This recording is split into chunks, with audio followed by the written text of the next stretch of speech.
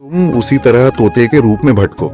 नहीं नहीं, मुझे आजाद करो वरना मैं तुम्हें छोड़ूंगा नहीं। अब तुम मेरा कुछ भी नहीं बिगाड़ सकते। अब तुम जाओ यहां से और अब से ऐसे ही घूमो। अब तुम्हें पता चलेगा कि दूसरों को दर्द देने में कैसा महसूस होता है। इसके बाद वह राक्षस वहां से उड़ जाता है। मरचू और उसकी पत्नी सीता दोनों खुश हो जाते हैं। मरचू पहले की तरह काम करने लगता है। वह और उसकी पत्नी दोनों खुशी खुशी जिंदगी गुजारने लगते हैं।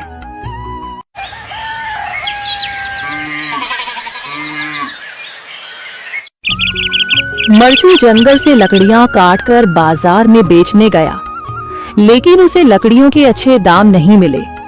इस पर मरचू ने कहा, अरे भैया, इतने कम पैसे? इन पैसों में तो 2 वक्त का खाना भी नहीं मिलेगा। आप मुझे बहुत ही कम पैसे देते हैं। मैं इतनी मेहनत से लकड़ियां काट कर आता हूँ, लेकिन उनके पैसे मुझे बहुत कम मिलते हैं। भैया, तुम्हारी लकड़ियां होती ही इतनी कमजोर हैं कि मैं इससे ज्यादा पैसे नहीं दे सकता। तुम्हारी लकड़ियों के बस इतने ही पैसे बनते हैं। अरे भैया, कुछ ज्यादा कर दो ना। वो क्या है ना कि इन पैसों का तो कुछ भी नहीं आता। मैं अपनी जिंदगी कैसे गुजारूंगा?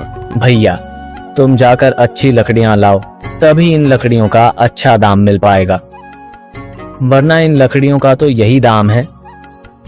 ये सुनकर मरचू बहुत ज्यादा परेशान हो गया और पैसे लेकर किराने की दुकान से सामान खरीदकर घर आ गया। घर पहुंचते ही मरचू की पत्नी सीता ने कहा, जी, सामान ले आए आप? हाँ जी, सामान ले आया हूँ।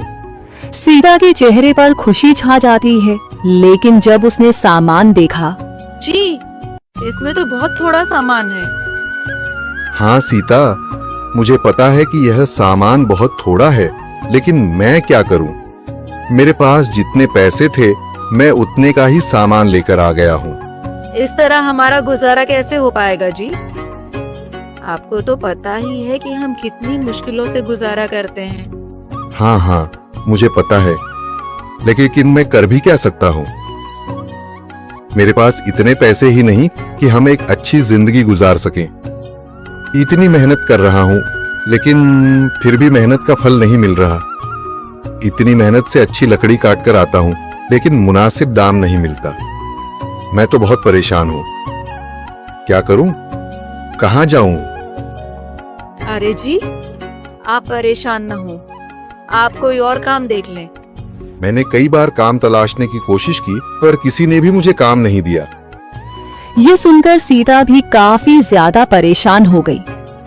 मरचू से सीता की परेशानी नहीं देखी गई। उसने अपनी पत्नी सीता से कहा, मैं फिर से जंगल की ओर जा रहा हूँ। अरे जी, अभी मत जाइए ना, वैसे भी शाम हो रही है। आप कल चले जाइएगा, अभी मत जाइए। ठीक है, अगर तुम रोक रही हो तो मैं नहीं जाता। मैं कल चला जाऊंगा। इसके बाद मरचू गांव में घूमने के लिए चला गया। तभी उसे एक आदमी मिला और उसने कहा, कहाँ जा रहे हो भैया? और सुनाओ, क्या हाल चाल है? जिंदगी कैसे गुजर रही है? अरे भैया, तुम्हें तो पता है कि लकड़ियां काटकर कैसे गुजारा होता है। हाँ भैया, तुम सही कह रहे हो। और आसपास के जंगलों में अच्छी लकड़ियां भी नहीं है। इसके लिए तो जंगल के अंदर जाना पड़ेगा।